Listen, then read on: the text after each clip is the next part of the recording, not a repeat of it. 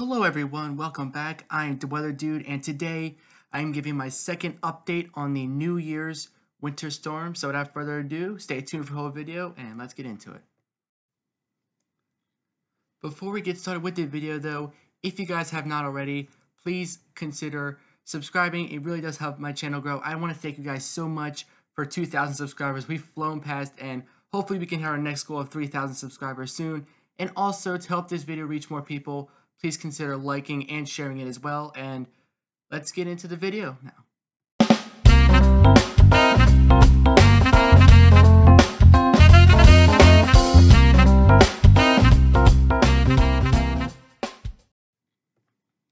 So again, I really wanted to thank you guys for 2,000 subscribers.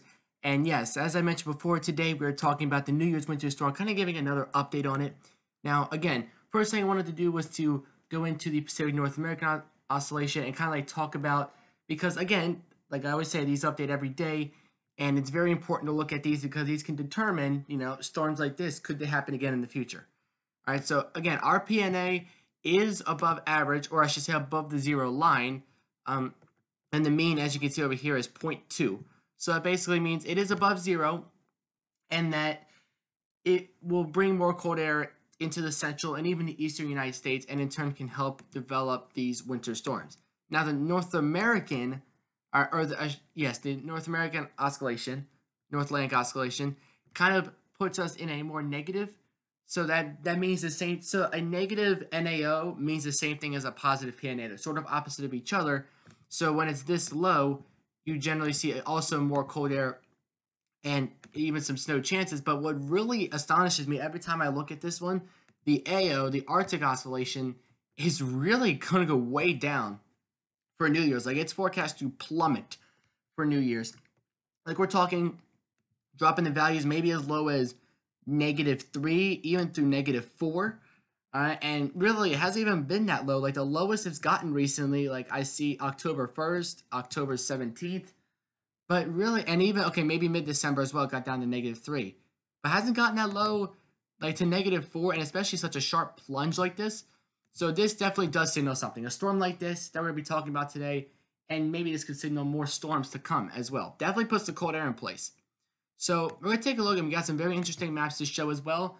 Not only the rain snow map and the snow totals, but some other maps as well. So stay tuned for that. And we have our GFS models up first. I will also have again, like I usually do, a bonus model at the end. So again, consider putting that model in the comments if you do see it towards the end of the video.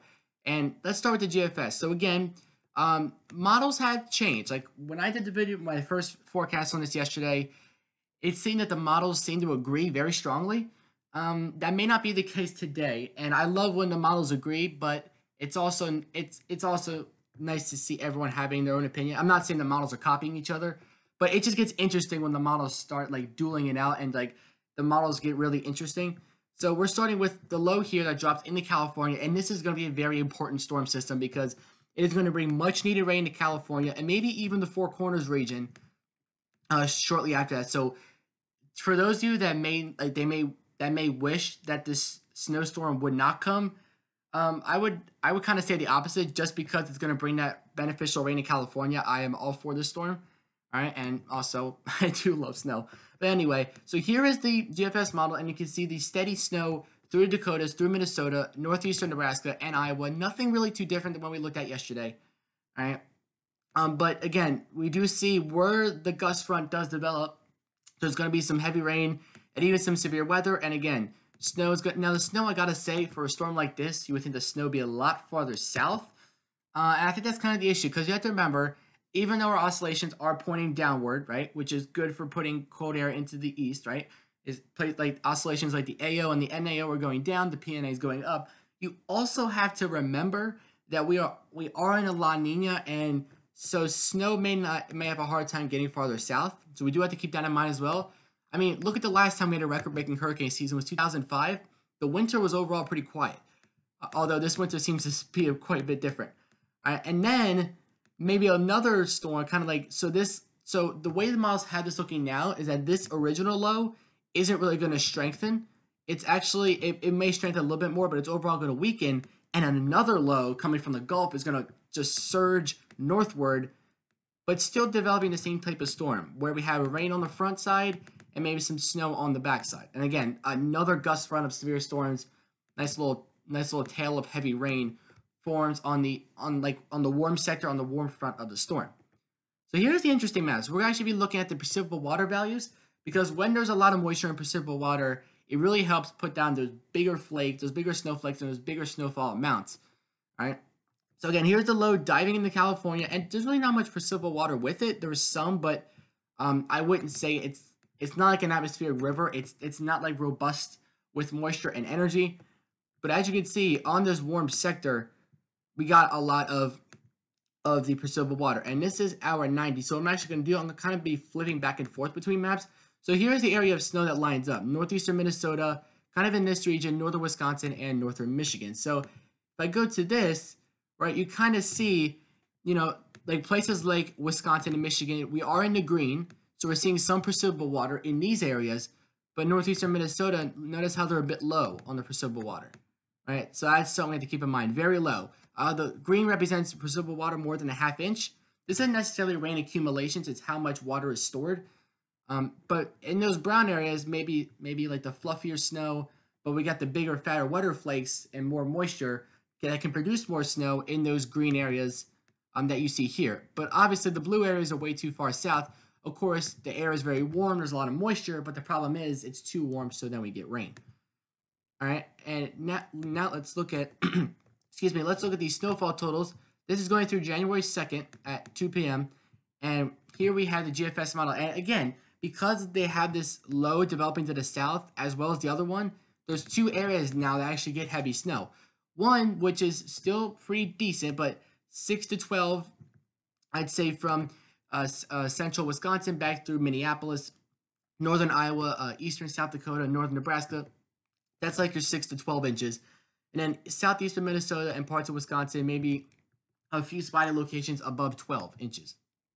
But then a whole other story develops. You see a lot of snow farther south, places like Mississippi, Arkansas, Louisiana even. And we'll see about this. All right, sometimes the models get too excited and then they'll just drop this real quick. So we have to keep that in mind. Model consistency is very important. But also a lot of heavy snow around the Great Lakes regions coming from this other piece of energy, another stronger system as well. Maybe it's 18, 19. Again, I don't want to get anybody too excited yet, but showing something similar, except now they have a whole new load developing as well, and really putting a damper on your any New Year's plans. Now the Canadian model is a bit different. All right, so we have the low dropping into California, and honestly, when the low first enters California, it's going to be pretty weak. So rainfall won't be very robust. We will see some mountain snow, like the moderate snow in the mountains, of course. All right, but nothing too intense. Pressure's around 1010, 1006 millibars. Nothing really too powerful or really worth noting. But then, as we head, this is the day before New Year's Eve. We got some snow forward to the north. We have your rain-snow line developing right between the rain and the snow, and then also some snow on the back side of the low as well. But then, so this kind of picks up on the GFS model, right? Like the first initial system doesn't look so strong anymore, and now a low, because I was wondering, because if you actually saw the models from yesterday, you actually noticed that there was another low just sitting here and really doing nothing. But now the models take this same low and just eject it northward. Right, this is what the Canadian model is doing also. Very intense snow on the backside, some heavy rain on the front side of the storm, on the warm sector, and then where it overlaps, you got some ice. Even as far north as northern New England, right? When you have that cold air at the surface and the warm air kind of like overrides it, that's where you get the ice. Because if temperatures up in the atmosphere, right, are like, let's say 5,000 feet, your temperature is 40 degrees. At 2,000 feet, your temperature is like 41. But then at the surface, your temperature is 30. That is perfect ice. That is perfect conditions for forming ice. Because it's going to fall as rain all the way until it hits the ground where it's about 30 degrees. So that's something we're going to be watching out for. And if we look at the precipitable water, all right, let's take a look at the precipitable water values. Again, very intense. Actually, a little bit more intense than the GFS model even. All right, and if we can find some more intense precipitable water on top of the areas that get snow, again, more moisture content could create those higher snowfall totals and even some of those bigger, fatter flakes that we all love to see. Now, snowfall totals with the Canadian model are pretty interesting because remember, with this model, they had the low just sitting here and then kind of getting like ejected north, like just like slingshotted into the southern and central plains. Kind of similar. I believe yesterday this sort of area, like Nebraska, Iowa, also had about 25 inches in the forecast. But 12 to 18 in this similar area, except now like southern and central Texas has a few inches of snow as well. A lot of snow in the forecast. Like basically, snow is forecast for everywhere in the U.S. By the looks of this map, snow is forecast for everywhere except coastal New England, Mid-Atlantic, and the Southeast, and maybe even the Tennessee Valley. Other than that, pretty much the entire country. Of course, the desert regions in the West Coast, not really. But most of the country, it looks like we got at least an inch of snow in the forecast.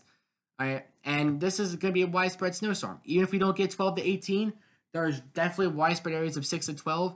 And actually, fun fact, in case you guys didn't know this, sometimes when the snow is as low as inch 1, 2, or 3 inches, sometimes lower snowfall amounts can actually create there's actually more accidents and sadly more deaths from those accidents because people underestimate the snow, right? Like if there's like 1 or 2 feet of snow outside, people usually just don't go out, right? They know not to go out. But in 2 inches, they underestimate it, they go out, and then there's accidents. So sometimes those minor snowfall events can create more havoc as well. All right, and next model we have is the European model. All right, so again, here's the low dipping into California.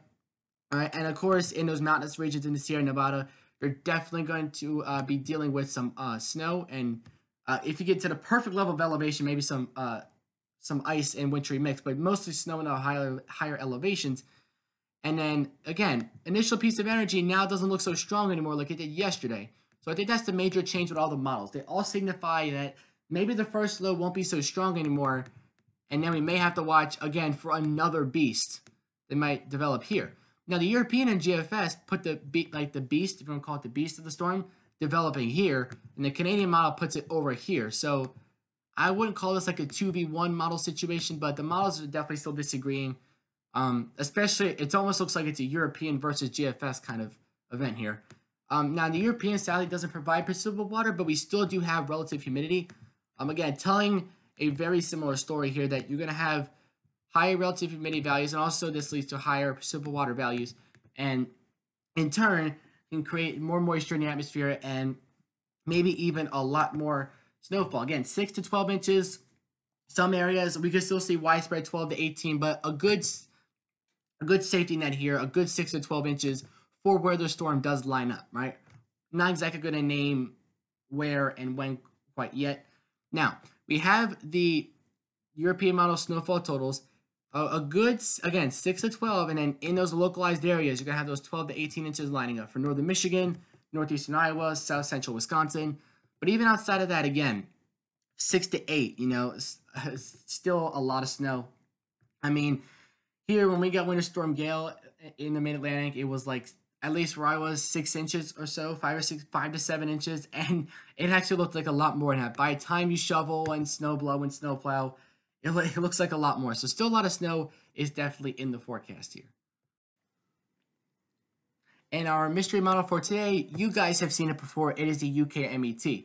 Now, the UK MET does not quite go out a week. This goes out through New Year's Day, or 8 a.m. on New Year's Day. So this pretty much captures the entire event. Not quite. But again, we don't have a preset map for this model. This model does not have it. So we do only have the snowfall total map. But you can still see a little bit lower on the totals, 6 to 10, 6 to 12, but it much more widespread. Like we have 6 to 12 lining up in terms of we're talking like low elevation.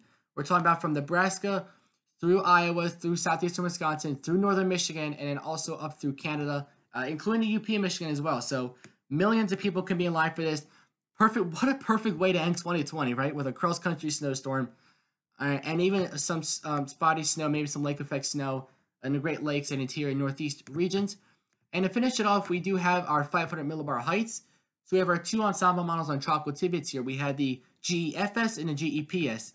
And again, both show a pretty similar story, and kind of like what I'm talking about here. We have a weaker storm. Again, the storm dips down to the south, and it rises up, gets ejected, and then the storm is already moving out by January 2nd. If we look at the GEPS model, again, showing something very similar. We see the low dip down, gather its energy, then it kind of like gets slingshotted into the northeastern United States. But definitely still a lot to watch with this storm. Definitely a lot of updates coming. Cross-country snowstorm, especially on New Year's, right? Perfect timing. Got a Christmas snowstorm and New Year's snowstorm potentially. So this is awesome. So thank you guys for watching today's video. I am the Weather Dude signing off. Till next time, I will catch you guys in the next video.